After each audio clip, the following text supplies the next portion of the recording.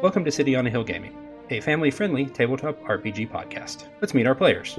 Hello, I'm Daniel. Hi, I'm Grant. Hi, I'm Peter. Hi, I'm Greg. Hey, I'm Shaneen. Hi, I'm Andrea. What's up? I'm Ben.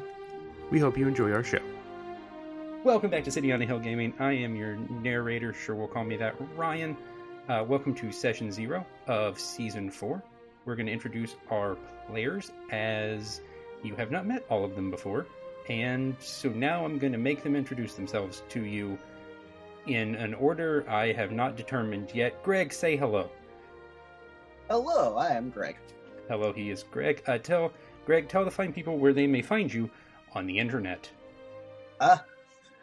Only places you can find me commonly is sometimes streaming on Twitch as TAOS777, which is my Twitter handle, which is where you're more likely to find me. Ryan, remember to put links in the description? Okay, Ryan, I will try and do my best. Ben, where can they find you on the internet? Also say hi. Hi, I'm Ben. That's probably more important than where to find me because you really don't want to find me on the internet. I have a Twitter, but I don't think I've even posted anything since the early aughts. So, yeah. No. That's a well-aged Twitter. It's an old Twitter. Yeah, that's it. That's me. I'm Ben. Come say hi to Ben on our Discord. Yeah, Discord's fine. Ben's on Discord. Peter. I'm Peter, and I'm also very hard to find on the internet these days. You can find things that I previously did on the internet by going to stgcast.org, along with Grant, who you'll meet in a few seconds here. But as far as social media, I don't have any anymore. It's now been a few seconds. Sure, why not? Everyone now meet Grant. Sure, I'm Grant, and as Peter said, former host of Saving the Game, which you can find at stgcast.org. I'm out there on the internet, STG Grant on Twitter, a couple other places here and there, but I'm not real big on social media these days either. But certainly you can find old podcast episodes out there, and I recommend that you do so if that's a thing you like. Also, I GM'd last season of City on a Hill, so you probably got tired of my voice then too. Thank you again. It was a good game. It was an excellent game. Andrea, say hi to the nice people. Hello, nice people. You can find me on Twitter. It's Andrea is me, but there's underscores in between both of those words. So I'm there. The description. Yeah. Where's the webcomic? Yes, I have a webcomic on Webtoons. If you find me on Twitter, I will probably post a link at some point. So. Daniel. Hi, I'm Daniel. If you really want to, I suppose you can find me on Twitter at Full Metal Hoyt. That's FULLMETALHOYT. And yeah, that's pretty much just there and here. And if you join the Discord, I'm sometimes on there. Fight him on Magic Arena. Oh yeah, that too. If you're on the Discord, then ping me. I'll send info and then we can do battle. Fight with digital cardboard. As we are wont to do. And I'm going to embarrass myself now because I don't remember who I haven't asked yet. Okay, I knew Shaneen. Okay, Shaneen, go. Hi, I'm Shaneen. You can find me everywhere on the internet. thehootandhowl.com. You can find me on Twitter at thehootandhowl, Instagram, Hoot and Howl Tales, TALES, and you can find me on YouTube and Twitch with First Geek 411 podcast. This is what happens when Ryan uses no discernible order. I lose track of people. There are a lot of you now. Also, thank you for coming. We are many. There are a lot of you. I think that was everyone. Sure, that was everyone. If not, too late now. Yeah. Haha, you're off the podcast. Ha, get out. No, please don't leave. If not, we'll edit it in post. And by edit it in post, I mean I'm not fixing any of this. Welcome to my awkwardness. All right, so this is Session 0. And by Session 0, I mean patterned almost exclusively after what Grant did for Session 0 of Season 3 of City on a Hill, which I listened to yesterday. because I've never done a session 0 before. So here we go. I'm going to give a brief introduction of the absolute nonsense that is my plan for Season 4, and then we will talk about what characters you may or may not be making. I know some people have very serious definitive plans, and some people have not exactly that necessarily, and that's fine, because that's what Session 0 is for. We will have a discussion of safety rules for tabletop gaming. I may ask Grant for some help with that section, and use his lovely spreadsheet that we have here on my other monitor. And maybe if we have time, he said optimistically, but not counting on it, we'll even make something and I'll throw it into the world somewhere. I'm going to regret saying that, but that's probably okay. So this season, we're doing some different stuff. First of all, we're not playing, strictly speaking, what I would refer to as Dungeons and Dragons.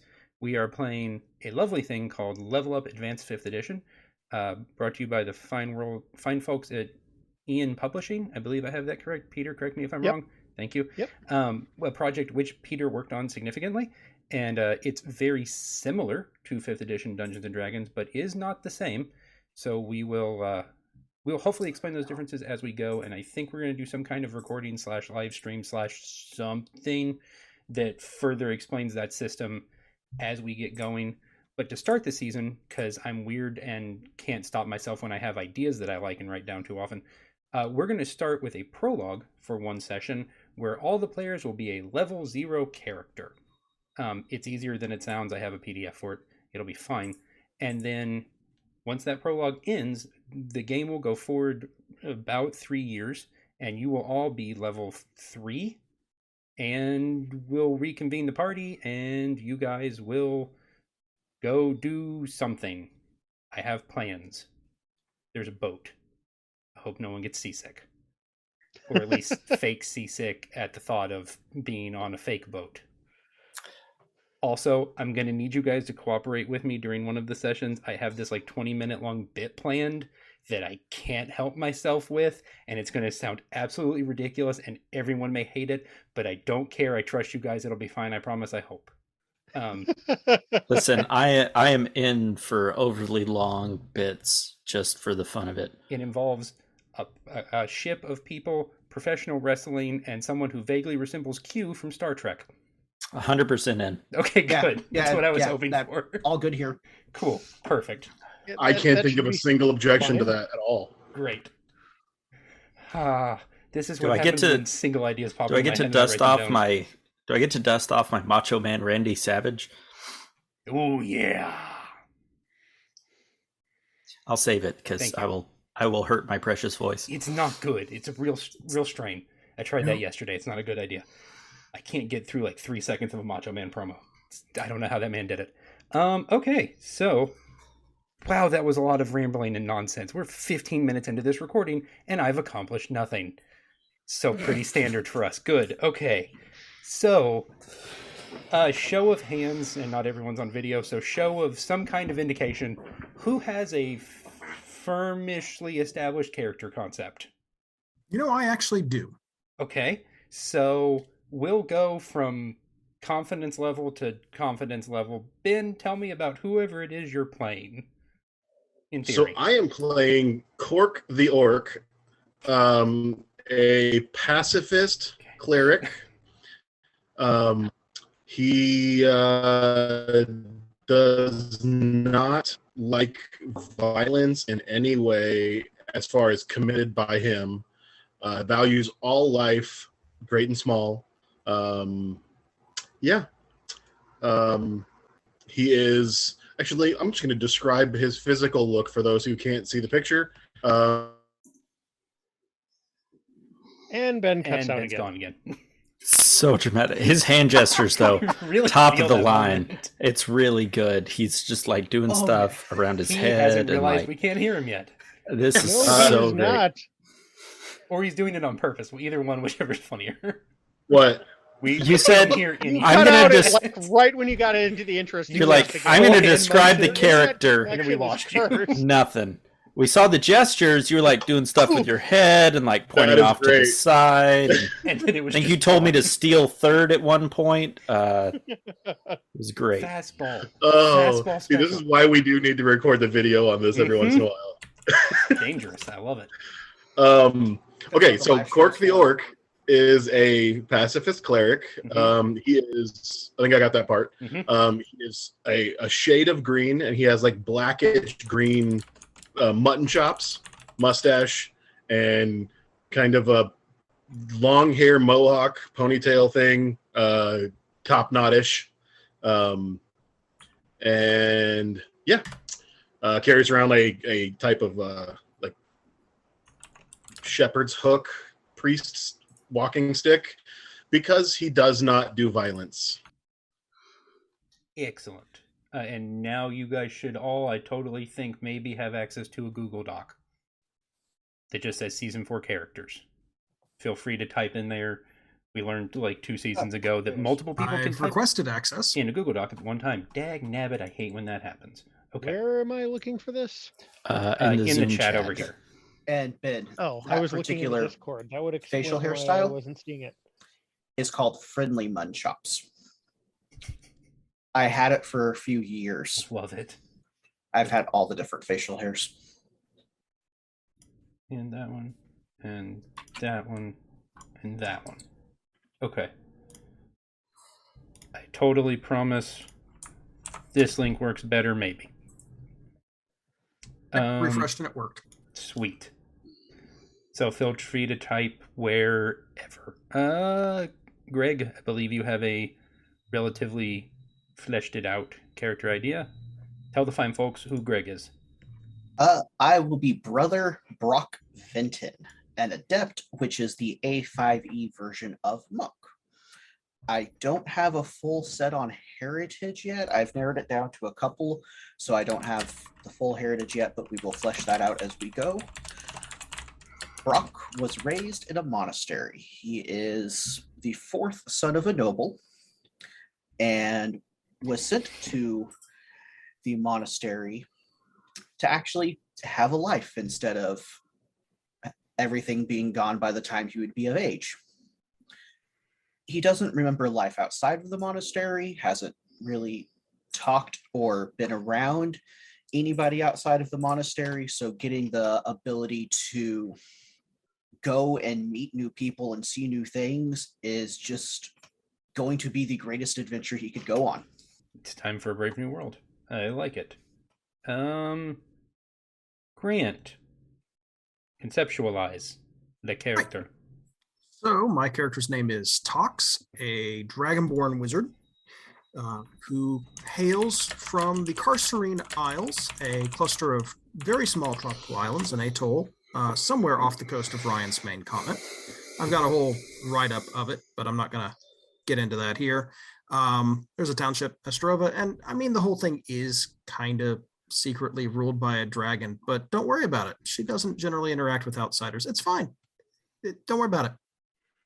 It's perfectly going to be okay, I promise. Everything is perfectly normal. It's paradise there, as near as most folks tell.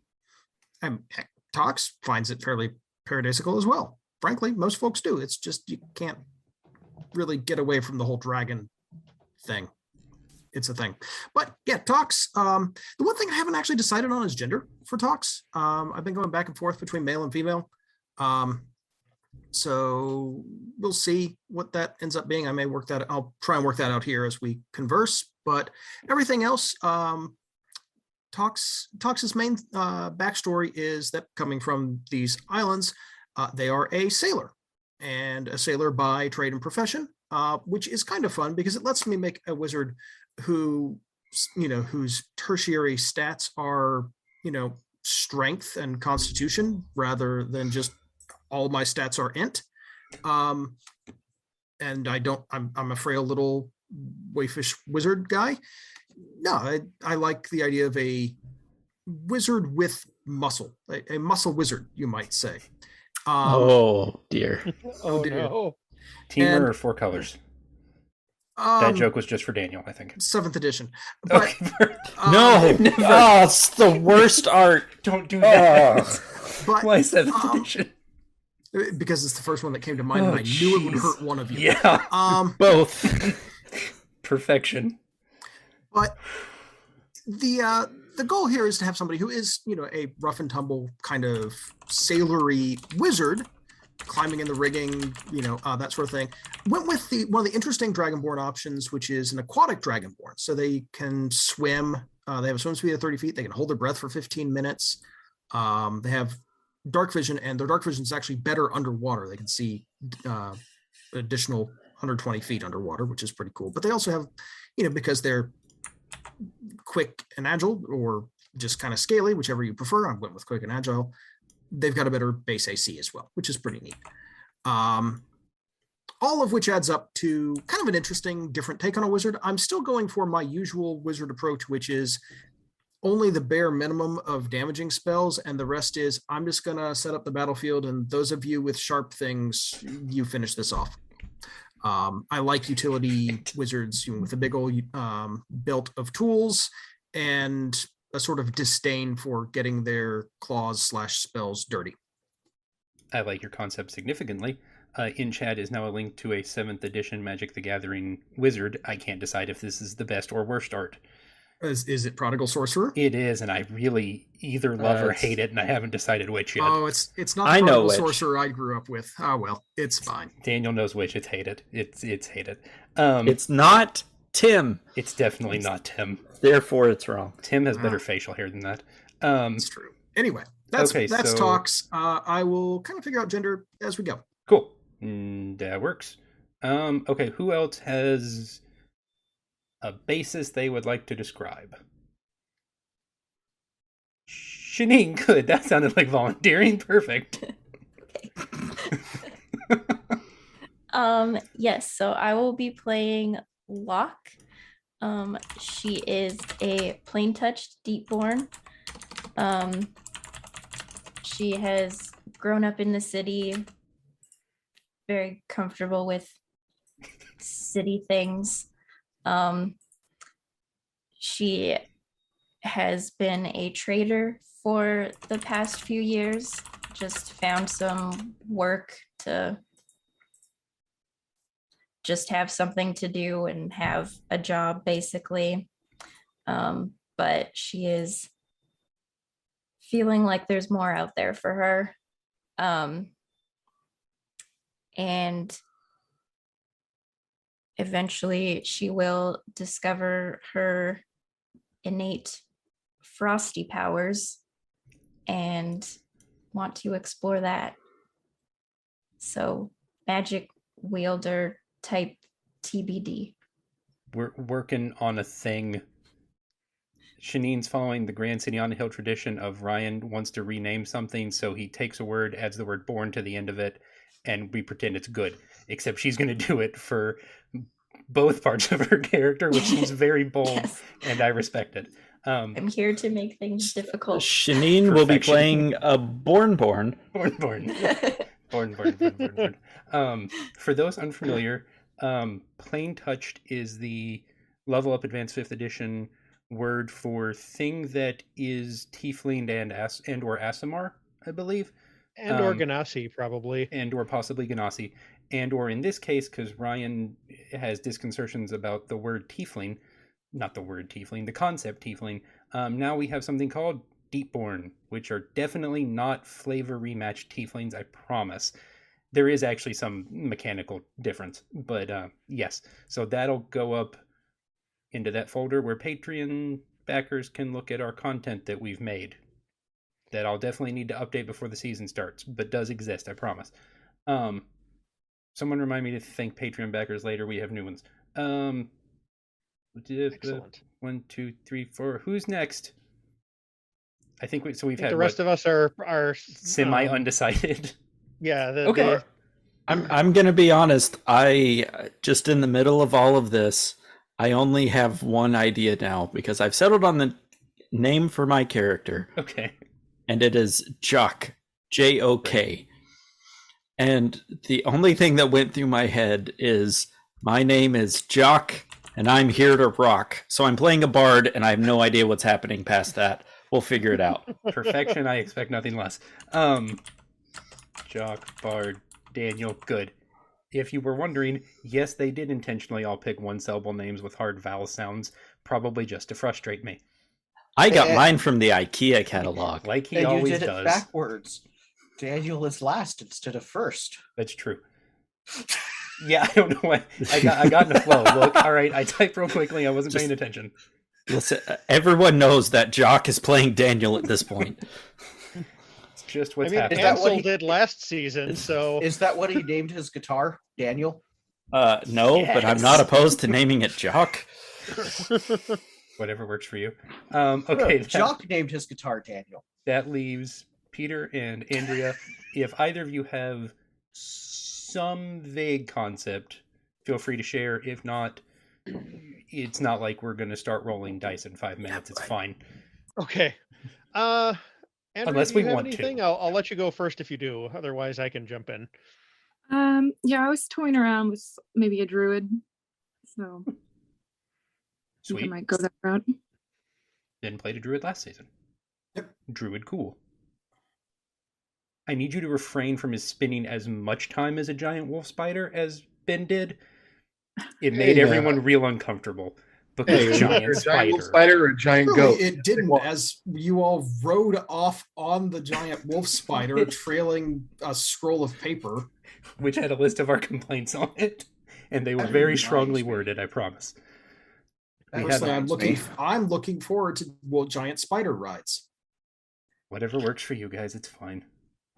In season 1, I very purposely put a group of enemies on Lizardback, not anticipating the party, instead of killing all of them, keeping one of the lizards for themselves. That was my fault. I've probably still not learned my lesson. It's okay. What did you guys call that? Look. Last season's dragon was Littlefoot. Yeah, I I'm don't pretty sure remember Grant's wife season named 1. that one. I can't remember what the dragon, the lizard's name was. Okay, Peter. Okay, so... What you got, yo? I'm, Card subject to change. Yeah, I'm thinking I might get real stereotypical for me and also a little bit precious here and do a multi-class character. I am thinking I may do Asimar and then a mix of Rogue and Herald. What is Herald? Not just for the audience's benefit, Ryan's Herald not sure. is the new name for Paladin in Level Rogue Up. Paladin. So it was one of the 3 classes that got a new name. So Sneak Did attack he- smite. Is this Oh. something he came from where, like, he used to hang out with a bunch of old guys and help them hunt down monsters? no, that's our Sunday game. It's like, wait a second, I know this character. Yeah. No, this is actually probably like a tweak of the character that I played during the play testing of this system. So Oh, so I know the character either way. yeah. Look, I said this was probably going to be unsurprising. I have a certain wheelhouse that I tend to stay within. And like I said, cards subject to change. If we show up for the prologue session and everyone's playing, I don't know, druids, just so that everyone's a spider. We've got an entire Just- party of it's fighters, and fine. we've decided we're a military unit. Yeah. Sure. We've done weirder. I don't Sorry, know I that heard that's entire true, but we've party of gotten close. spiders. Yeah. Look, spiders were fine. Spider I said fighters. druid. That means an entire party of spiders, inevitably. Whatever, it's fine. Yeah, no, I was It's- like, yeah, It's like this sounds every great. cave in Skyrim, and I hate it There's so the much. sound of like a gazillion legs just galloping across the So plane. many legs. It's just, listen, we Like could the all be... entire Stampede, and there's like 4 characters. Like 56 legs. It's We too could- many legs. Too many legs. We could just be a party of tarantula monks. That way we would get furry of blows, but like 16 attacks. I should have known it was going That somewhere. sounded like you said furry. Oh, I did. He Oh, did. good, He good, good, did, good. yeah, because Making the sure, get used to making that. sure. It's But like- if quite the web of humor he's weaving here. I thought it was just so his extra flurry of blows Little attacks sticky, because there's but, more you know, feet. it's All right, so it is interesting. I think the cleric, herald, rogue, and frankly the druid are going to be our party tanks, so that'll be fun.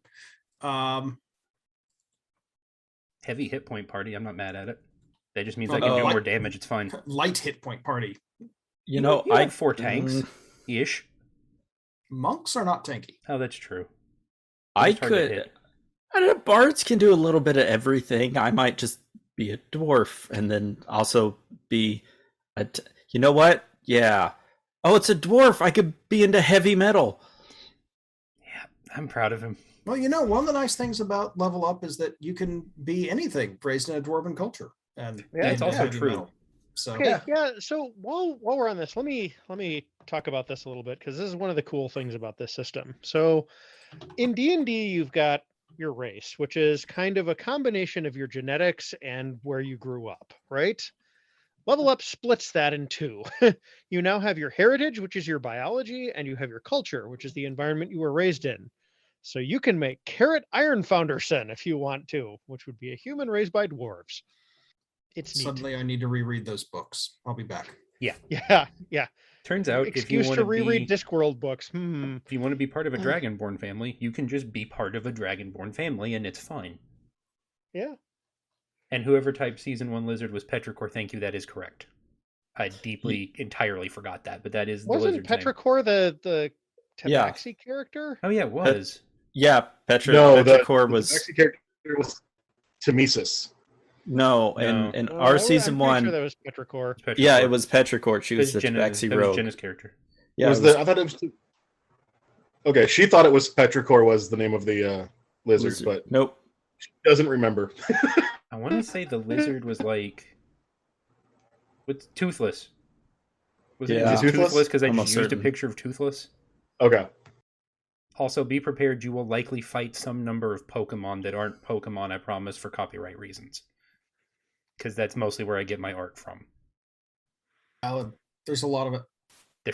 There's like 900 of them. So Yeah, I think much. 957 now or something. All right. So what's next? Well, what was next was Peter doing an overview of Level Up, which just happened by accident. So I can talk about a few of the other changes too, if you'd do like. that thing, please. Yes.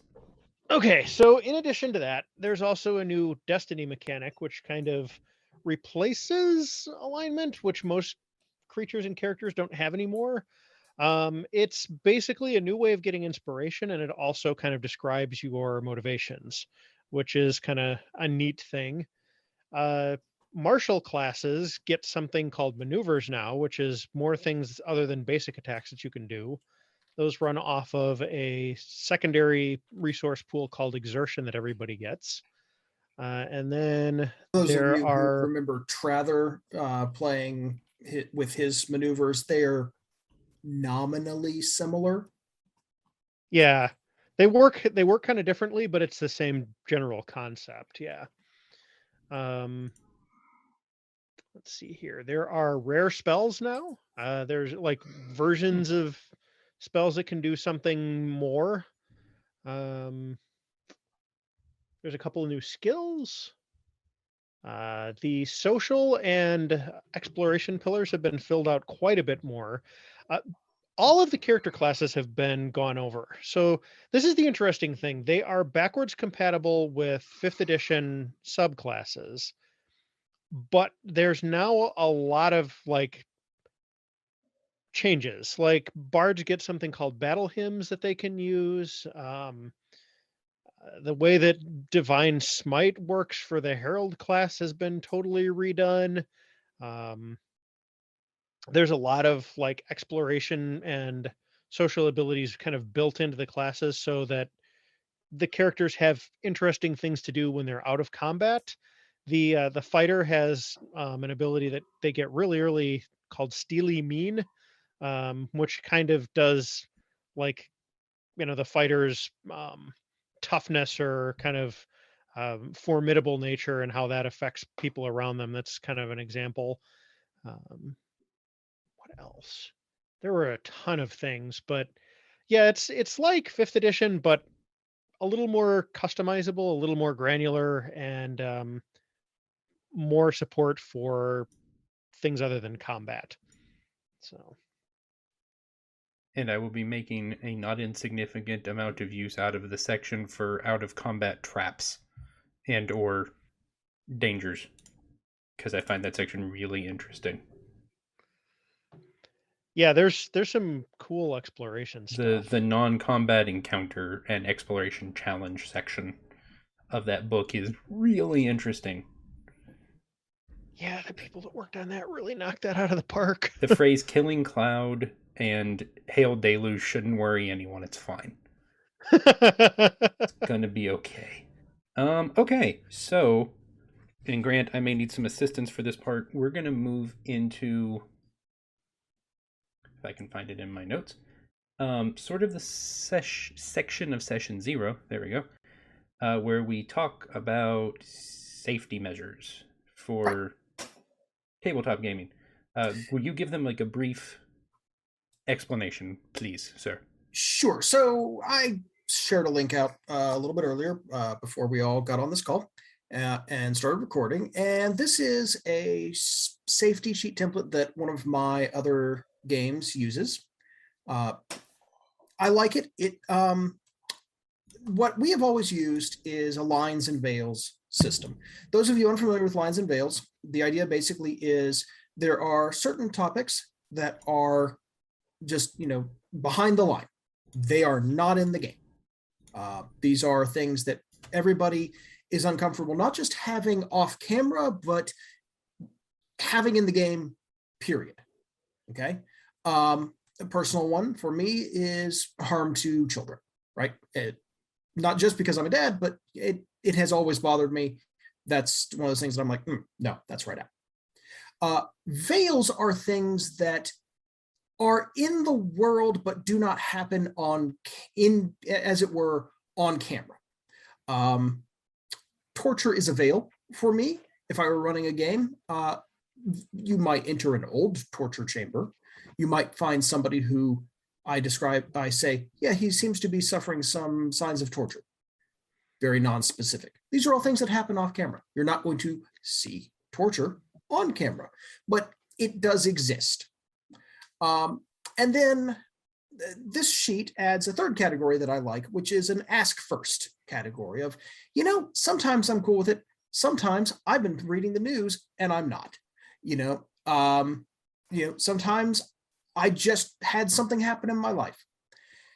Now, so there's an ask first category, and these are just all check boxes. Now, a couple of notes about this. First of all, anybody can check anything, and we stick with the strictest version of it, right? So if something is line for somebody, a veil for someone else, and an ask first for someone else, it's a line. Okay. Second, you don't have to explain anything. Okay. You don't have to indicate, yeah, it was me that checked this off, and here's why. No.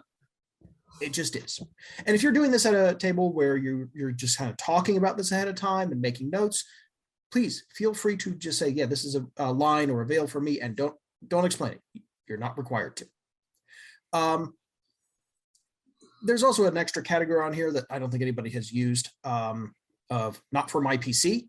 Sometimes we kind of want things to happen in the world and we're okay with it. But, if it's happening to my character, it's a little different. It's getting a little too personal. There's that extra category there.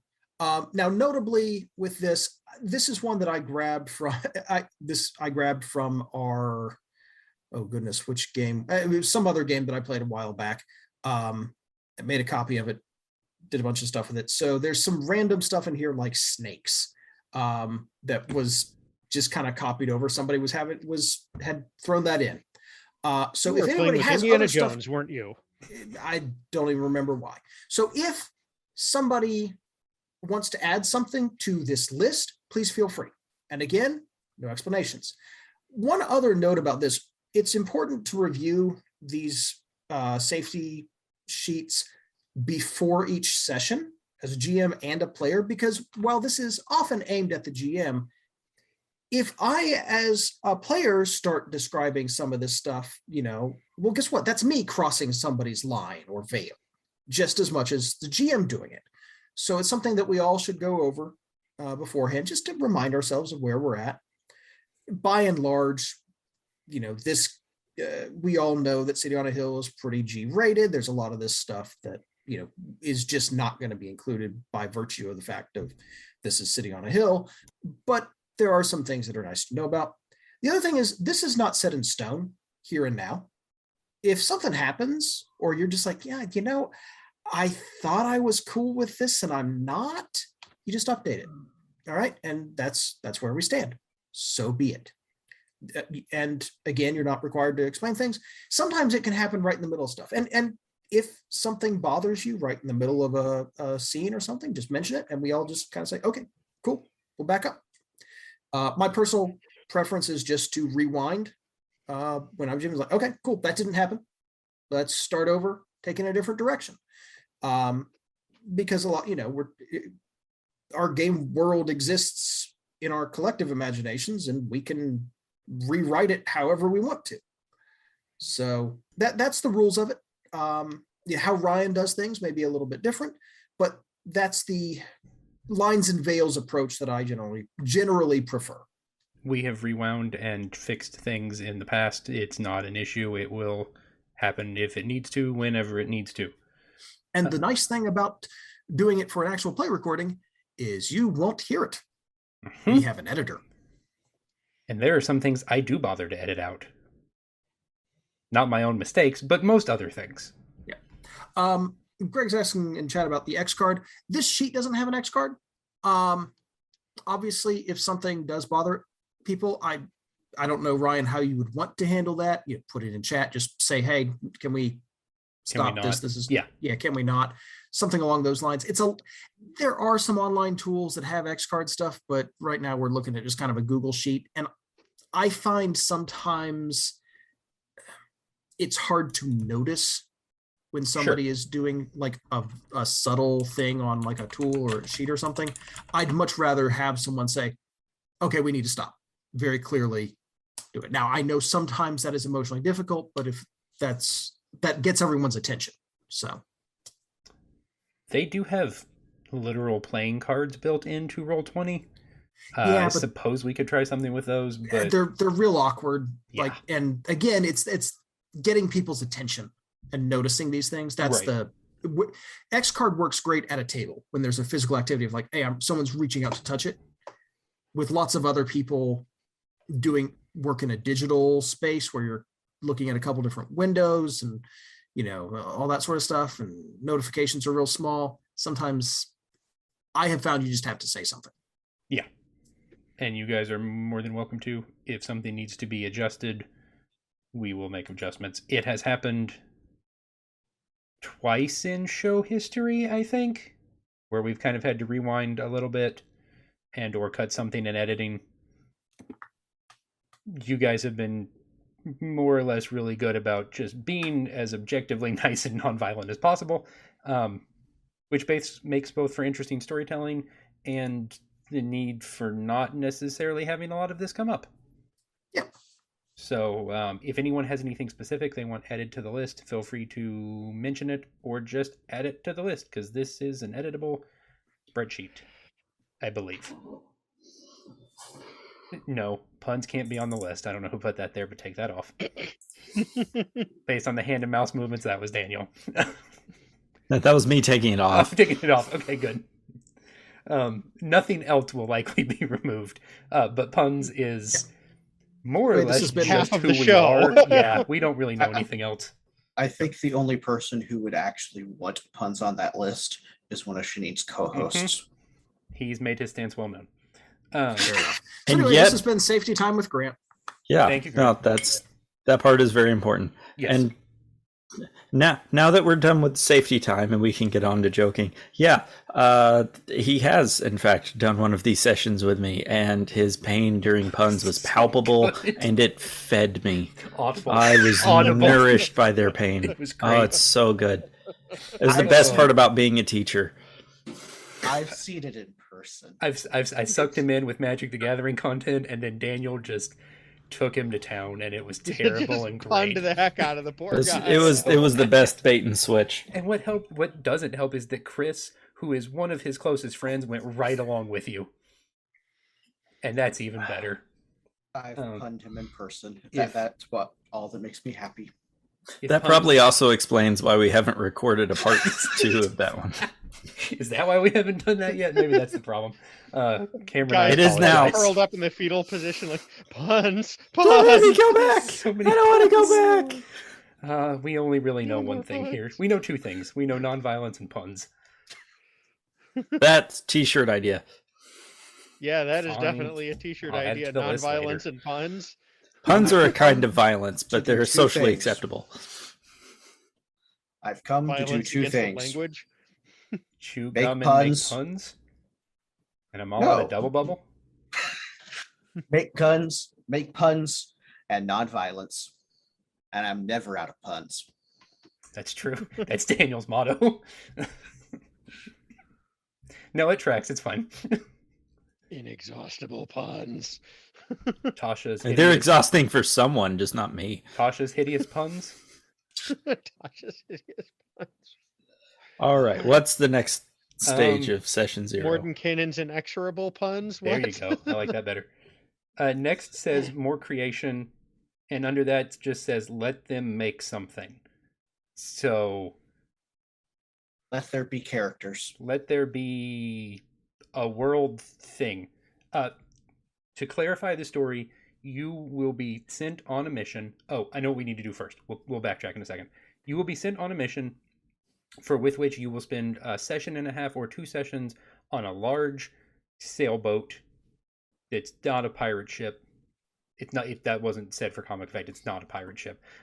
Daniel's giving me that face like it's not a pirate ship yet. It's not a pirate ship. It's not what we're doing here. I've just lost my whole campaign. Okay, good, perfect. Everything's fine. And then you will end up on an uninhabited, probably mostly, island that was only recently found on the plane a month or so ago. Why is it there? Probably no one knows. Who put it there? Pirate Island. It could be a pirate island. It No, could no, be... it's going to be Pirate Island. Oh, it's going to be You pirate said no island. pirate ships. Oh, dagnabbit. I didn't say you couldn't recreate Tortuga. Crap. I also didn't say it wasn't on the back of a giant turtle, so Tortoise Tortuga. Which I'm only going to say Yes. once because I can't physically say that twice without flubbing it. Terrible tortoise tortuga. Yo ho, mateys. Yo ho. And All right, that's it. Now Jock's a turtle. I mean, we don't have is Turtle portable into Level Up, Peter? We could probably figure We'll something figure out. Something out. Eggborn. I fixed it. Actually, That's there's so much worse. Dragon Turtle Born was one of the things that Oh. was in the playtest Okay. documents, I'm okay with it. and I think you can just do it with. We'll talk off mics. It's doable. Level Up Advanced 5e Dragon Turtle is in my Creation World documents. So buckle in for that one. There you go. I blame Grant. I don't. Well, blame I was Grant. half I'm very joking, appreciative of Grant. He introduced me to the phrase dragon turtle, and I can't stop myself now. It's good. I'm excited about it. Okay, so the other thing we need to do is the party will come together for a prologue that will last about a session, depending on how fast you finish whatever I set in front of you. We'll see what happens. With which your characters will obviously know each other because you've been sent to do some innocuously unexplained thing currently.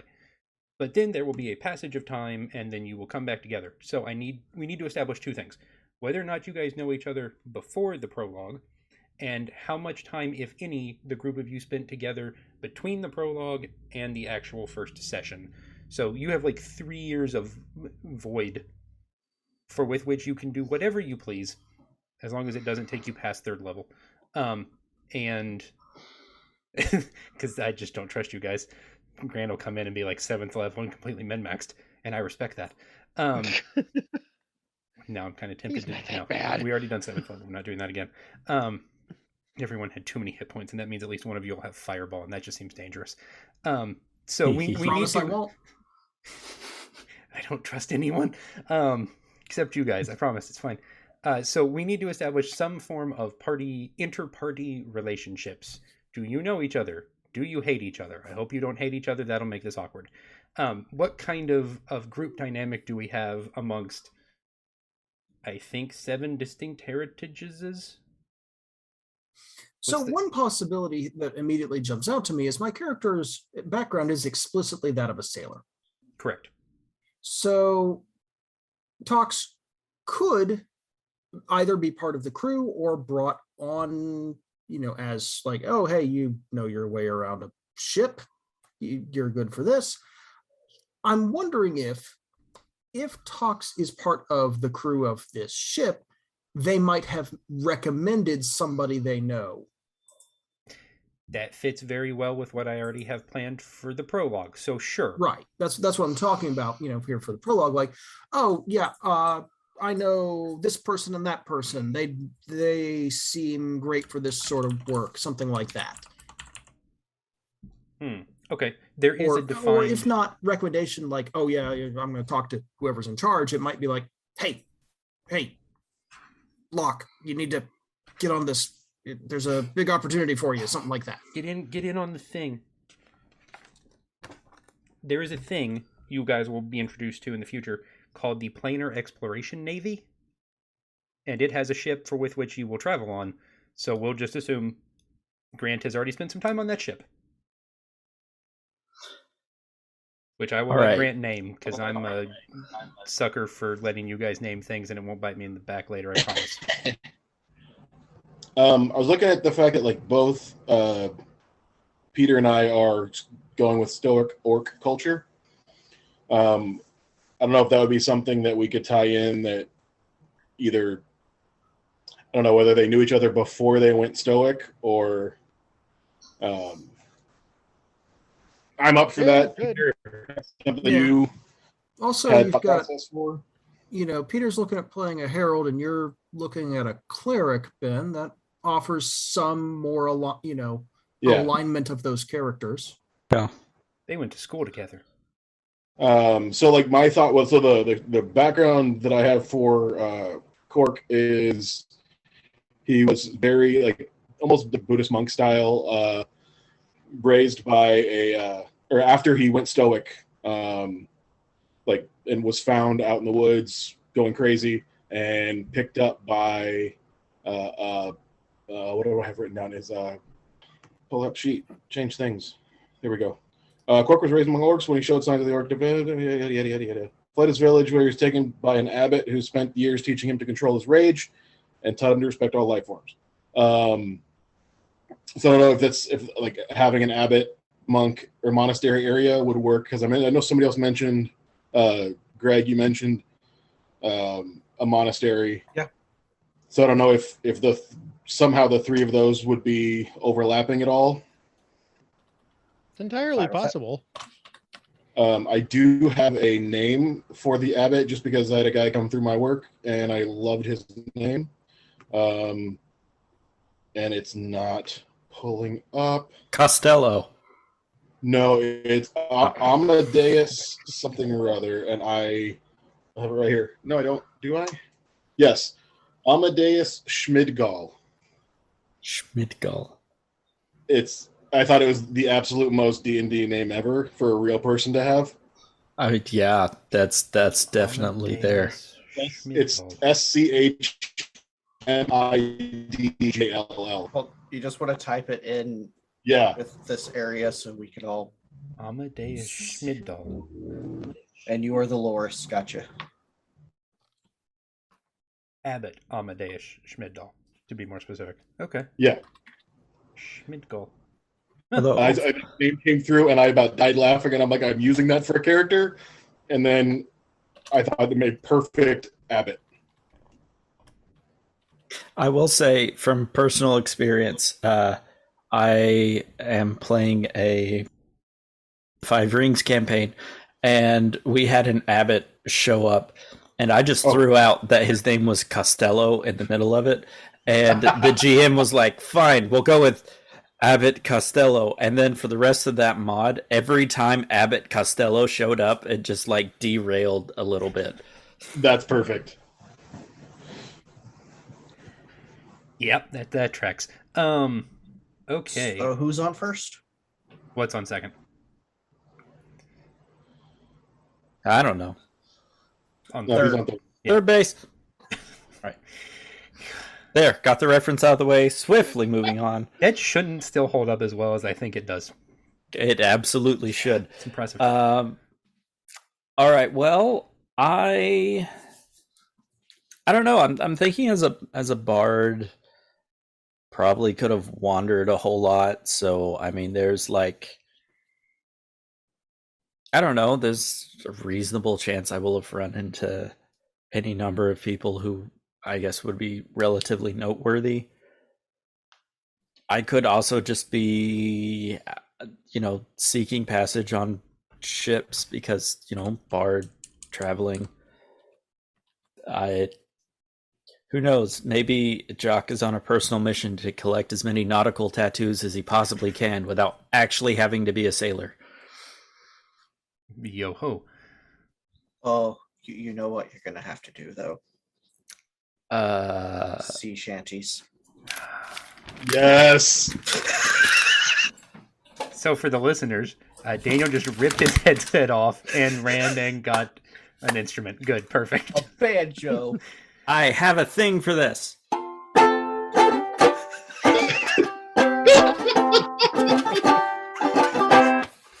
Okay, that's very in character for Daniel personally. I'm not surprised that just happened.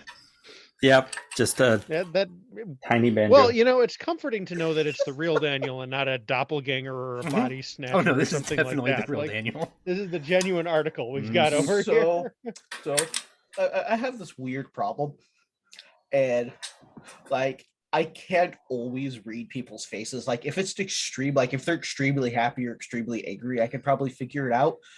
But normal faces, I can't read emotion on them. So when you got up, I had no idea what your face meant. I'm like, did I just say something really horrible? Oh no. Daniel's gone. He'll be back. It's fine. This happens. Everybody who knew Daniel is like, oh, we know where this is fine. going. It's okay. Give him 30 He's gonna pull out some other random thing. Yeah. You've yet to, in a session, literally jump out of your chair, rip your headphones off, and run off screen. So that goes on the bingo card, I guess. Yeah, I'm just lucky that I knew where that was in this room. That's why I got up so quickly, because I know where that is. I have a thing for this. Why I have a really long headphone cable. So sometimes when you see me get up, my headphones are still on, so I can hear everything. I'm just like around the corner because like this is a wall behind me. So I have a lot of office off to the side and on the other side of my desk. Yeah, Greg's got that long, cable. He can go mow the lawn, wash some dishes, That explains the background noises. Yeah. Knowing me, I would try to wander around, and then the headphones would jerk my head back, and I'd be like the dog in a Foghorn Leghorn tune, and just... Oh, this is why we should do this with video. Okay. I'm really disappointed the audience didn't get to see. Just wait till the Twitch one. The Twitch one will be fun. OBS records video. Okay, I'm just going to clip Daniel disappearing out, and that's going to become a GIF on Twitter or something. Wait, I have a thing. Gone. Okay. Just save it, and we'll do a highlight reel at some point. It's an audio highlight reel with just that Daniel clip looping over and over as the video. It's still funny after 5 minutes. Okay. So who's like the palace cat in the next? cave video? It never gets old. Mm-hmm. There's a few of those. Shaneen, thanks for volunteering. And by volunteering, I mean forcing you to do something. It can be anyone. I'm just going to call on random people now. And what kind of relationships? Method. Yep. Both my parents are. It is what it is. Whatever relationships you guys want to form, these are not by any means requirements. It's just good to kind of have, this is something Grant said when we did this last time, just kind of have some kind of established character interaction, so the first 3 sessions aren't just you guys pretending to get to know each other in character. There's more of a foundation to build off of. Last time we were a bunch of people who all worked for Daniel. Yes. And look how that turned out. Goofily. No one died, and I think we won. And I don't know if I made my company a profit. No, probably not. We may have gotten you fired. That's still considered success. I wrote a letter. Strongly worded letter. That we haven't actually read out on a podcast. Anyway, we could absolutely save will. that for like a 0.5. Oh, that's happening. I mean, like, you know, we did have a moment where some theses were nailed to a door, so that was good. On the back of a spider. I should have written with the spider was not on the door that we nailed. To be clear, we're gonna get our objects. Wrote up on the spider and then like nailed the theses to the door. And then wrote no off on the spiders spider. were harmed in the nailing of these theses. There, good. All right, we had to make sure our objects were clear in the verb. Yeah. Appreciate that. There was a spider on my drink today. I assume that means the restaurant was giving it to me as a pet. Oh, I was going to say, that's the spider's drink now. He wasn't big enough for that. Wasn't that big spider. Okay, so in all, I use the word seriousness, that doesn't normally apply to us. In all desire to continue on in a forward motion, we'll go with that. We don't believe in seriousness here. I got Daniel. Victory's mine. Okay.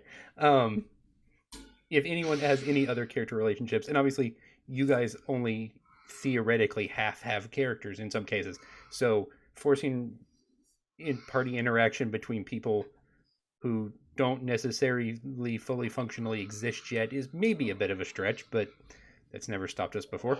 Does anyone have anything else specific they would like to explore on a character level? In relation to this? In relation to this.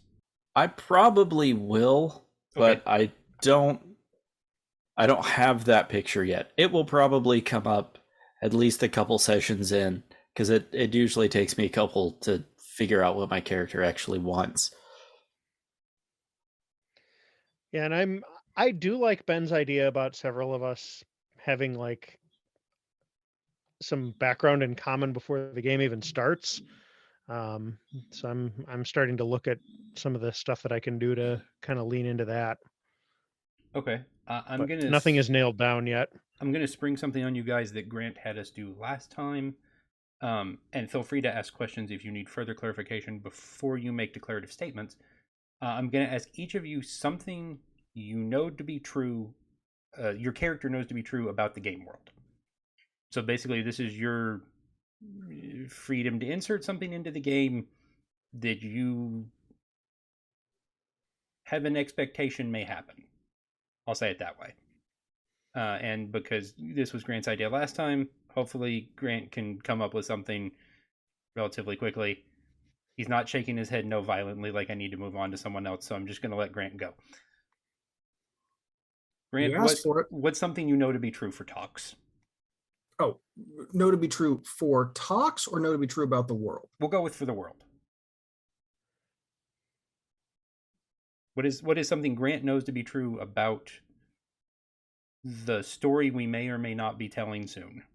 I guess my problem is I don't know enough about what we're... I guess I should further clarify that. Yeah. Essentially, you guys are being called together as a party of adventurers to be sent out to explore this literally new landmass that has appeared, that appears habitable, but has just kind of appeared in the ocean, perhaps by magic, perhaps by some other non-magical means. I'll let your minds fill that blank in. There is a new place with like fully formed vegetation and creatures, but presumably no people, and it is your responsibility to go to it, explore it, and perhaps establish some kind of, I'm trying to avoid the word colony. Settlement. Settlement. I like settlement. Outpost, perhaps. Both of those are very good. And further explore that area. I do actually have a question for clarification while Grant's percolating. So to be clear, this is set in the same world, landmass, continent that I guy for everything thingy so far. Yes. Yeah, that you've created so far. So what, off of which coast is this, and what lands is this near? To give us a little more context. I'd have to go find a map for those who haven't seen it. For your edification, north of where Campaign 1 was, and so north of the predominantly human kingdom, east of the predominantly giant kingdom, out in the ocean. Correct. northeast ish. So Over if here this is on the the map, then right. about so about right here. Here-ish. Okay. Yes. All right. This So is particularly fun with everyone's randomly flipped video. Yeah, good. yeah, Perfect. I was very on purpose, like doing the video mirroring so I could get it in the correct spot. Also, anyway, great audio. Yep, perfect. That's what it we is do here. perfect audio. We know nothing else. Yeah, go ahead. And so Grant. this is I had to think. Grant, go ahead. Maybe Sure. the thing will come back. Oh, no problem. I've kind of put you guys in a weird spot because I haven't. It's sort of amorphous on purpose. It's not like it's taking place in like a fully established, well-known portion of the game world. Yeah. Initial reports from those who have sort of did the cursory scout of the island as it appeared. When the island is visible, from a ship, the moon is always full. So it's never visible during the day. Oh, no. It's visible during the day. Okay. The moon is always full. It's over only this island. visible in a full moon. No. Nope. The Okay. moon's always full. When you are there, the moon is therefore full. Oh. That's even more complicated. Okay, good.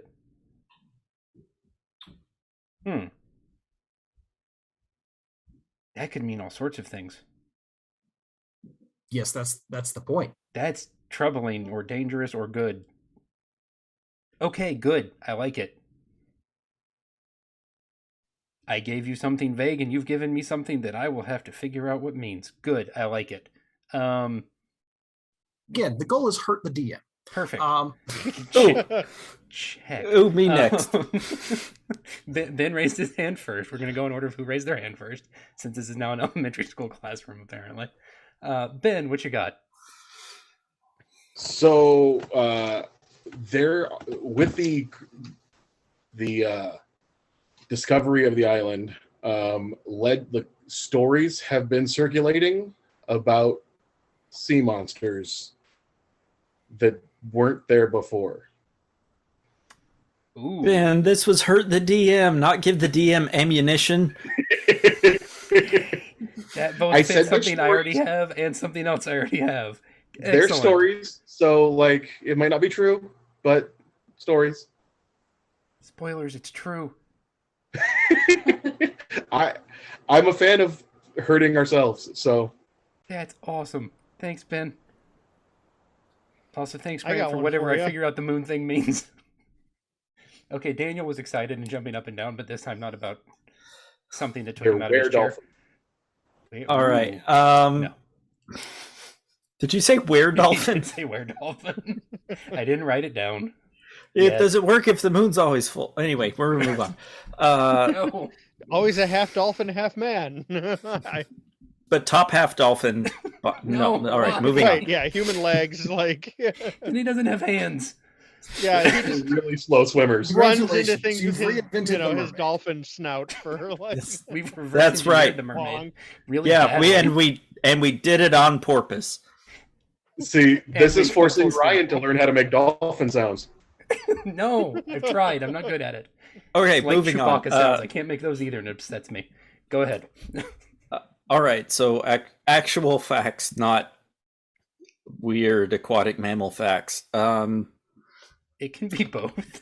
Despite the island being uninhabited by people, Uh-oh. scouts have reported seeing at least one person on the island riding one of the giant lizards. That can mean any number of things. Perfect. Okay. Report having seen at least one person. This doesn't Riding seem on the dangerous. giant lizards. Right. You can't have them. Stop asking. I know you guys well enough to know where this is going. I'm just trying to make them canon first. That's the process. Okay. Listen, as a player, it's always better to ask for forgiveness than permission. That's probably not true. That's bad advice. But it's very us advice, so I don't know that it's out of character. Giant lizard. Okay, that can't end badly. What color's the lizard? Iridescent. shouldn't have asked that question. Okay.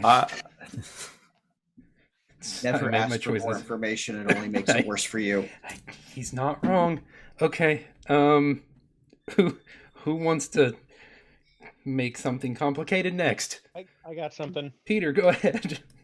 Aerial scouts who have flown over the island and looked at it from the air. Okay. Have reported only at night when, as we've established, the moon is out. You can see by moonlight what looks like the remnants of a city, but not in the day, and it doesn't seem to be occupied. Okay. Ghostly moon city. That fits a couple things I had in mind, but not together. I do like that Ryan has outsourced this first adventure to the party. You guys are going to take control of whatever I give you anyway. I'm just getting ahead of it. That's how players do, man. It's a role-playing game. Okay, so see by moonlight the remnants of an uninhabited city, but only by moonlight. But there's always a full moon. Right. Except during the day. So it's not visible. Or when it's overcast. Or when it's overcast, right.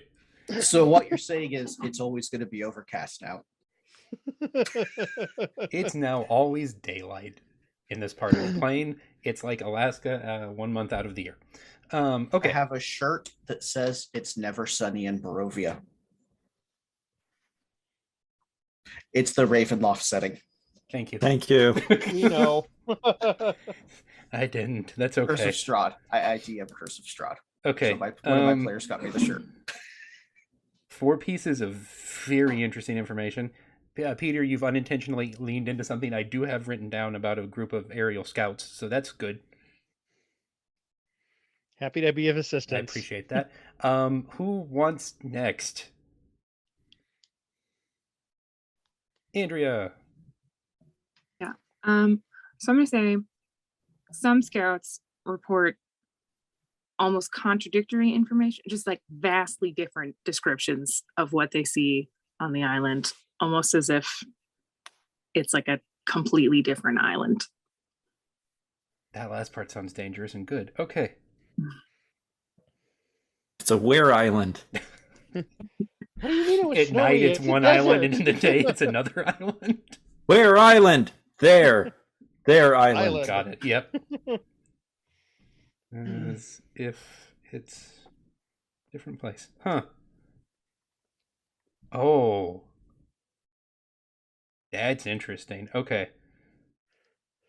I have a theory. All right, that's good. I'm allowed to. I'm in charge. Sweet. Greg, ruin the theory. Greg, ruin the theory. Do you want something small or something kind of larger? You do you, homie. No, do you want a little bit of niceness? Give him something world-shaking. Bring it on. Or small, but also very important. Oh, it is small. Don't worry. Well, that's dangerous. Larger than normal, but still small. Okay. Larger than a house cat, but still small. Bipedal cats. I thought he was joking or making a size comparison. Okay, hold on. Okay. Larger. It's like still smaller than a halfling. House cat. Like a bipedal Maine Coon. Like a bipedal Maine Coon. Why'd they have to be bipedal? Okay. Also, I don't know how to spell Maine Coon, but that's okay. Like pygmy tabaxis? Oh, that's worse. Kind of, yeah. Small, kind of miniature tabaxi. Yeah, but I work these into a lot of my game worlds. But looks like a palace cat, right? With the little like ears on the sides and the rounded pupils and the kind of constantly like. I like the Maine Coon, like tall ears and the big pointy faces. Okay, I'm gonna leaving ask patches of fur everywhere. I'm gonna regret. Are they sentient? Yeah. But they're bipedal. Of course they're sentient. That's how that works, right? Wait, is that actually how that works? Speaking in fantasy. Can they talk? I mean, most birds are considered bipedal. In the world I created them for, they also created flying ships. Okay. Sorry, in my head, the ships are like, they're like duffel bag size, and they go. to make a League of Legends reference, but I'm going to move on. Okay. There's what would be considered like an absolutely massive like airship for these things. It's like the size of a Honda Accord, and not even one human can get on top of it.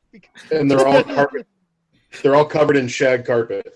Meep. Well, yes, the shag carpet's good for the claws. Good, great. Pre-built intentional accessory. Okay. You just gotta be careful. Standing on the deck, just like pulling at the carpeting. Yes, I you will just note- gotta be careful. It's like 3 at night. They get the zoomies, and then those things are just flying around everywhere. I will note I stopped writing after can talk. That's probably for the best. Yeah. Okay. Shaneen, nothing cat related, please. If at all possible. Nothing cat related. Thank you. In one of the descriptions of the city, despite it being a tropical island, there is some structure of ice. Like giant wall of ice or like actual building made of ice? Not a whole building. It's hard Okay. to tell if it's a remnant of a building or a table or something of that sort. Appears to be made of ice. Okay.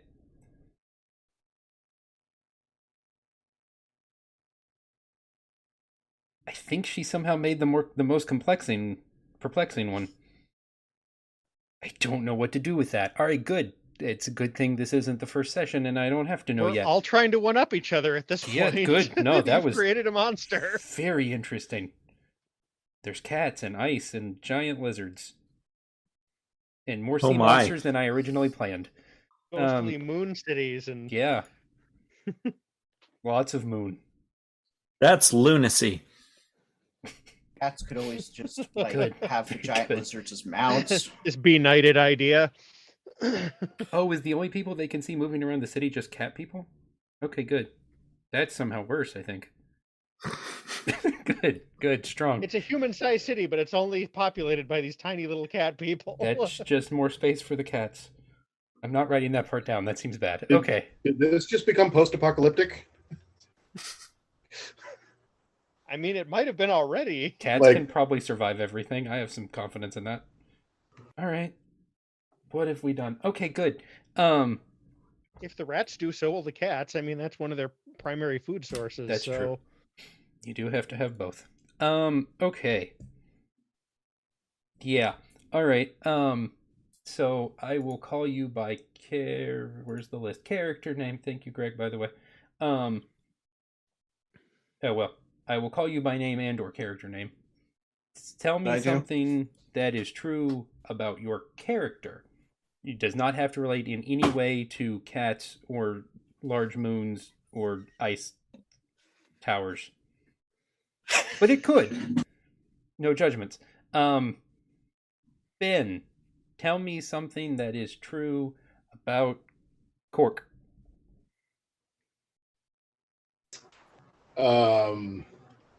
And this can be quite literally anything.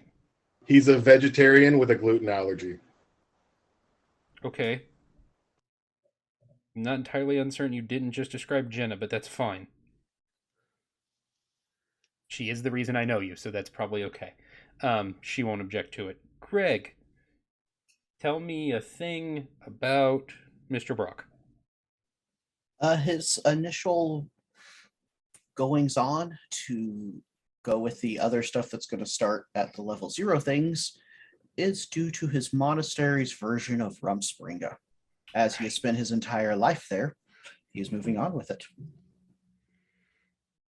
Okay. Rumspringa it is. Shaneen, tell me something that is true about luck. I think as a deep-born, she feels comfortable in her city, but knows what it's like to be on the outs. So she will really root for the underdog. Okay. Okay. I make this face when I don't remember how to spell a word. Okay, embarrassment time. How do I spell root? With letters. Good. Strong. Are that was my you plan. talking about like Non-vegetable. tree structure or Rooting, way to get rooting someplace? for the home team. Rooting for the home team? ROOT. Oh, it's the same as the vegetable? Yeah. Yeah. Oh, okay. Yeah. Good. If you were going someplace, it would be ROUTE. Right. So Good. Well, that was awkward. Great. Daniel. Jock is going to keep a stone amulet on a necklace that's from his birth home, because even though he says he wants to travel around everywhere, he still needs a place to remember where home is. Okay. Good. Andrea.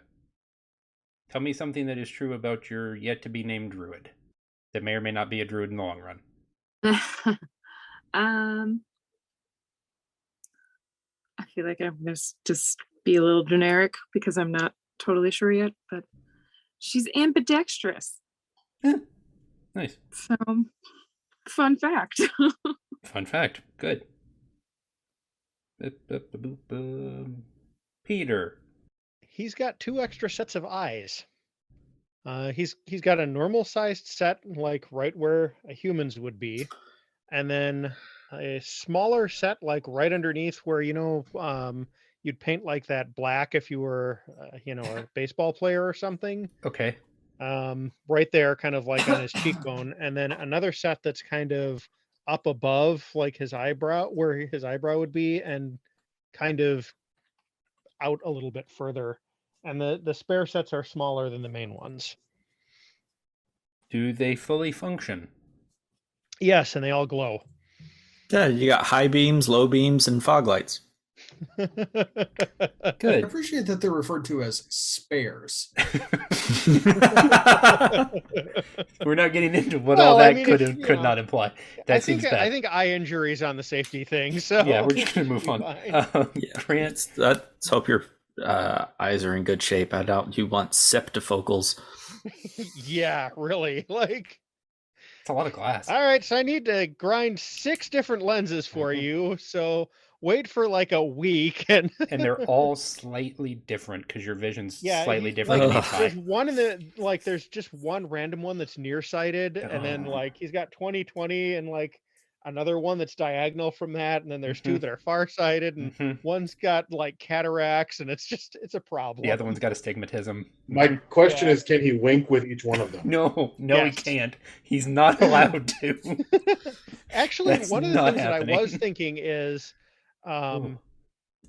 he can kind of disguise this fact by closing the smaller ones, and they don't really have like eyelashes, so it can kind of just look like wrinkles in his skin unless he opens them all. Is that when his Asimir powers go off when he opens his other set of eyes? Yes. Probably. Yeah, I was thinking doing that with like some of the magic and stuff. Like he'll open like a couple other sets of eyes and, Open your whoa, okay. Sorry for other background noise. My wife came into the office to do some work too. Peter, if that gets picked up by the mic. Speaking from a lack of personal knowledge for this current thing, is that standard of ASMR, or is this just standard? It is actually one of the things that is mentioned in. I should say it was mentioned in the playtest document. I don't know if it made it through. Oh, well, it's made it through here. 2 extra sets of eyes. Yeah, here we go. Divine blood also twists their features into something frighteningly angelic, resulting in horns that resemble halos or headdresses, and occasionally even plain touched with extra sets of eyes. So that is explicitly in the rules. Extra sets of eyes. Okay. No particular mechanical benefit, just looks different. Literally. Yeah. Good. Like good. Flavor, ain't it great?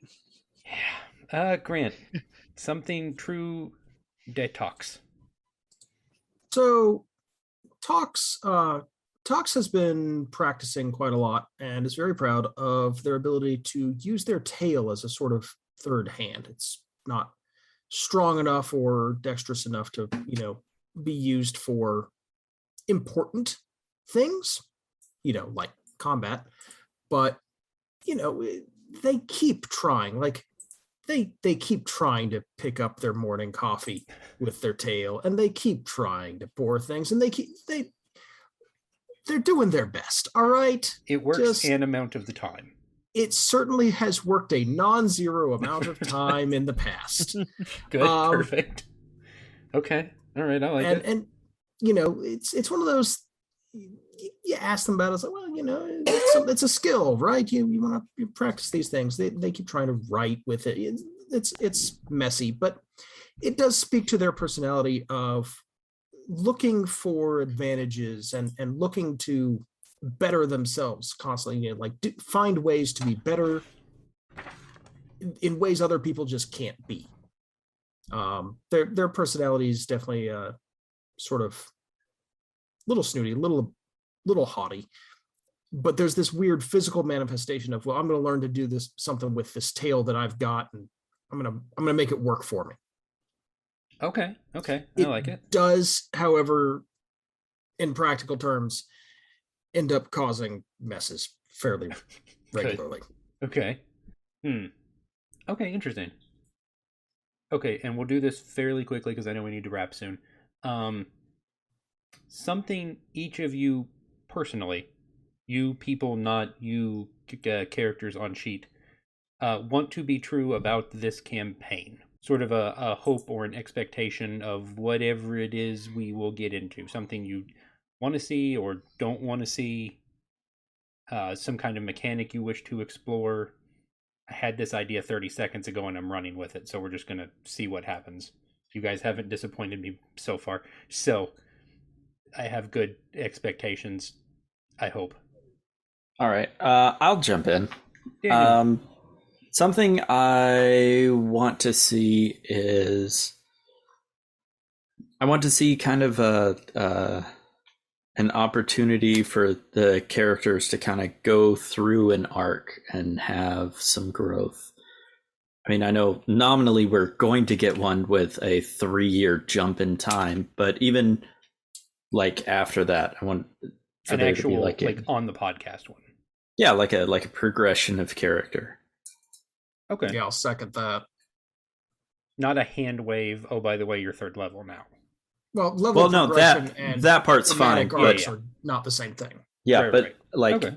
After that, in the sessions, be able to have character arcs, so things potentially storyline events affecting the characters, and the characters grow and adapt.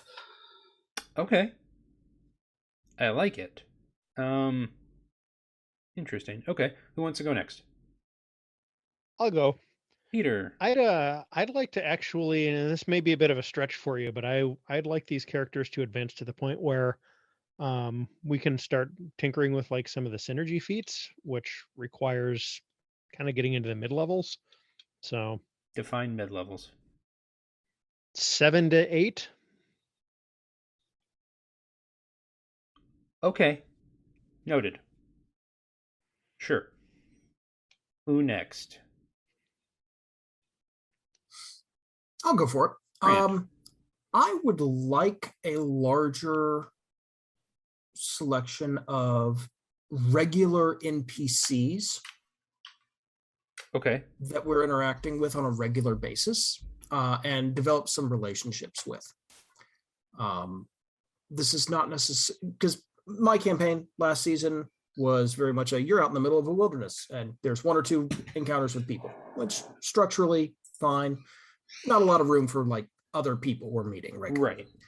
Right. And the season before we were kind of doing sort of missions, that sort of thing. We had some of that, but there wasn't a lot of like ongoing development, with the exception of Traveler Squire, Melee, who sort of showed up partway through. We got a little bit of that.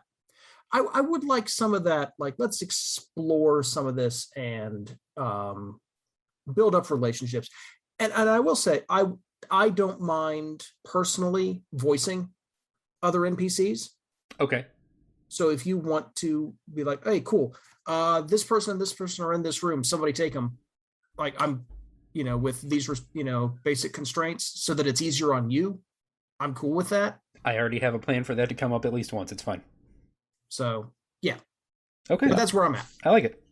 I'm happy to jump in and do that as well too, if you need more than one.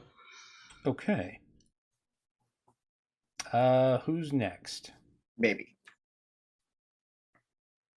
And you guys don't have to have something. I just want, if you guys want to have input into non-world building broadly, which we've already done. Like if you guys have actual things you do or do not want to see in a campaign, I am open to clearly all sorts of suggestions. There's cats and ice buildings. I've written down lots of things I didn't expect. To be fair, I don't know what I expected. It just wasn't that. Yeah, I was gonna say, did you expect anything you wrote down? No. Peter has six eyes. I wasn't ready for that. I'm sorry. That wasn't on the list. It's just who you guys are. I mean, I'll go real quick. Some sort of underwater, not art, but story like event. I like the, especially since we do have potential for sea monsters and things like that. Some like not Atlantean stuff, but some, I don't know, swim around the ocean, find something kind of thing. You don't tip me into a story where I just turned this into Atlantis: The Lost Empire. If that were to happen, would we possibly get a special guest to be a villain that episode? I've already asked. He won't do it again. I mean, I personally, I enjoy the difficulties of water mechanics. Okay. I was going to say, I think James Garner's passed away, so I don't think we can get him anyway. No, I already broke Justin's heart when we tried that last time. It didn't work out. I got your 4 basic food groups: beans, bacon, whiskey, and lard. And Ryan, I want to open a flower shop when this is over. I love that movie so much.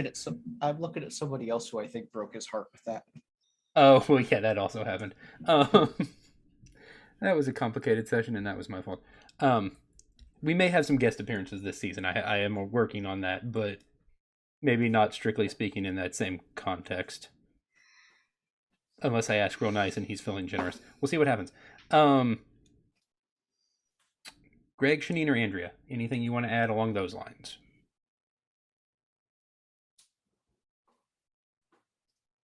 Okay, well, then I think I've written down a bunch of stuff that I'll have to figure out what to do with, but that's the responsibility of the narrator, which is now what I'm going to call myself because I think it sounds cool.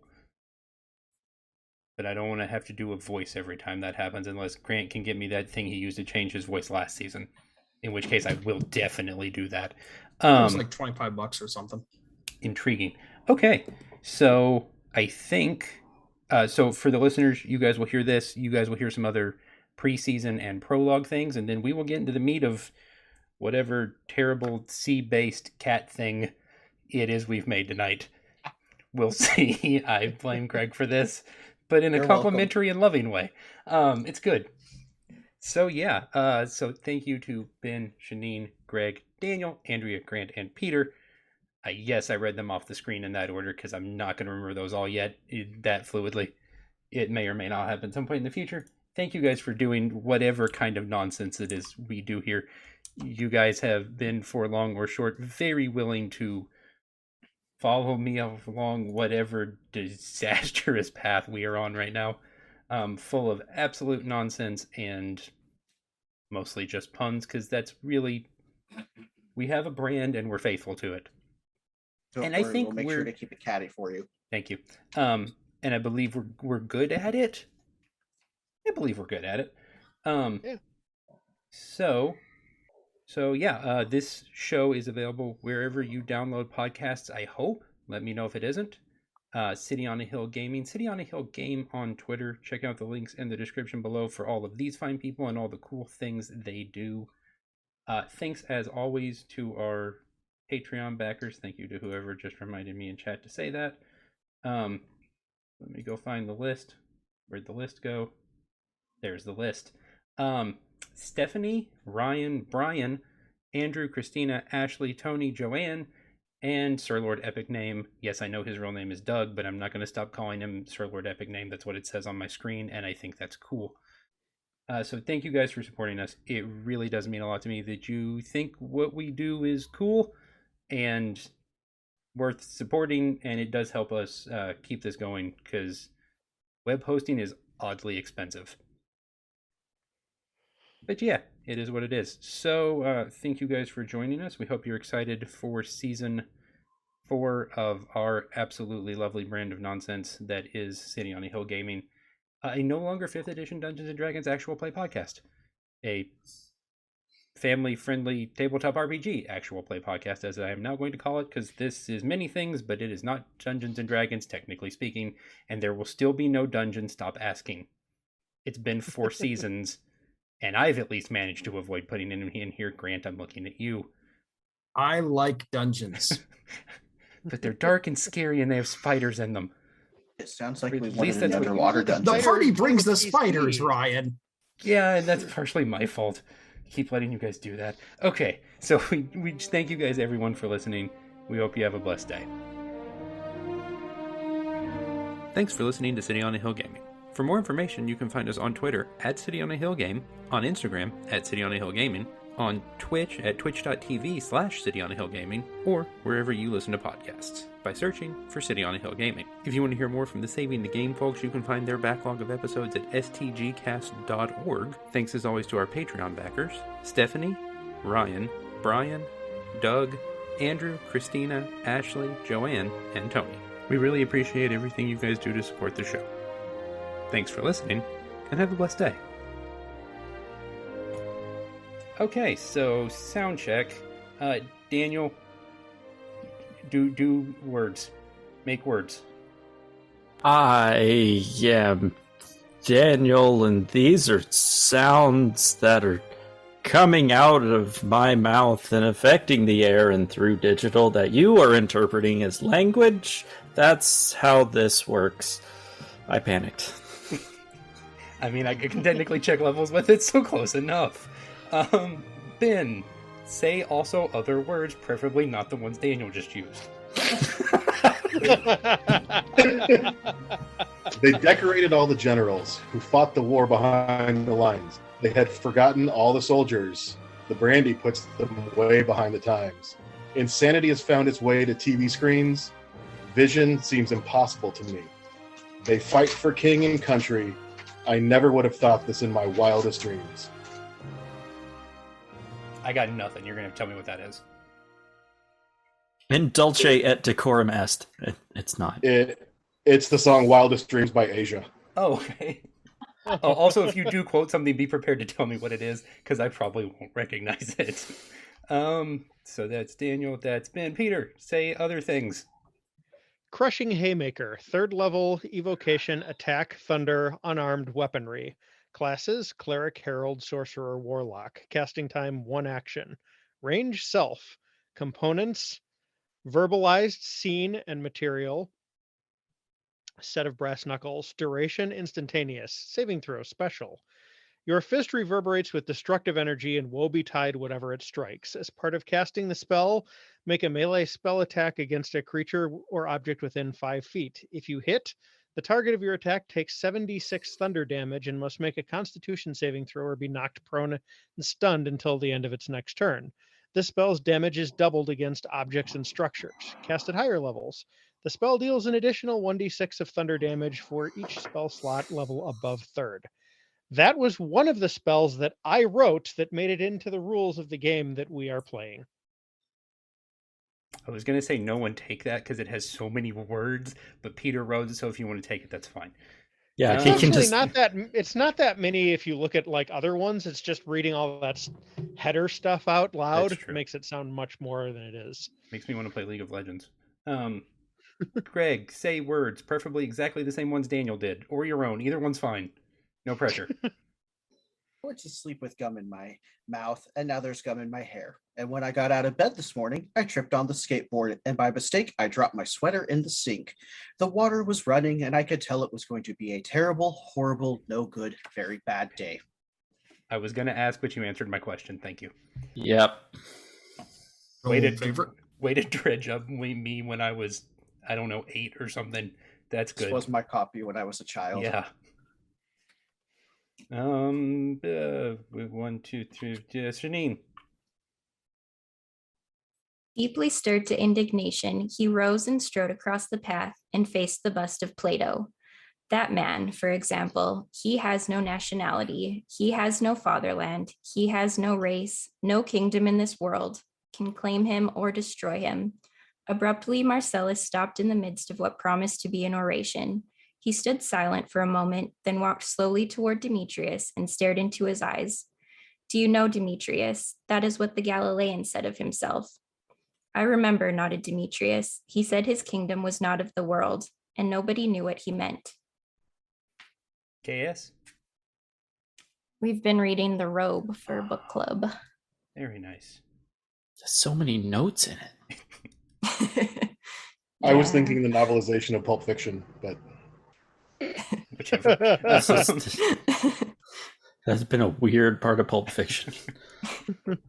Grant. So, Pulp Fiction. Well, A look at the early division of the Indo-European languages into the Kintum and Satem languages. The sound shift, which marks the division of the Kintum and Satem languages, is then explored in the context of the modern English letter C. The history of the letter C is presented from its Greek origins to its modern usage. That is episode 5 of the History of English podcast, which is my current favorite podcast in the world. I'm just binging my way through all 158 episodes. It is delightful because it is a look at the history of English and all of the historical action that took place alongside the development of English, all the way back from Proto-Indo-European to where it currently is with like, hey, here's, the interactions of England and Ireland in the 1800s, things like that. So fascinating stuff. Absolutely love it. I'm a big old linguistics nerd, and boy, is it right in my wheelhouse. Michel Foucault would be very proud. I like it. Okay. I was just going along with it too. It's fun. Andrea. Hi. I will plan something better for this next time. I promise. Didn't give You don't have to. notice. It's not your fault. Yeah. Welcome to what it's like to be a DM. I'm pretty sure what Daniel did was on purpose and possibly planned. No. Okay. Even better then.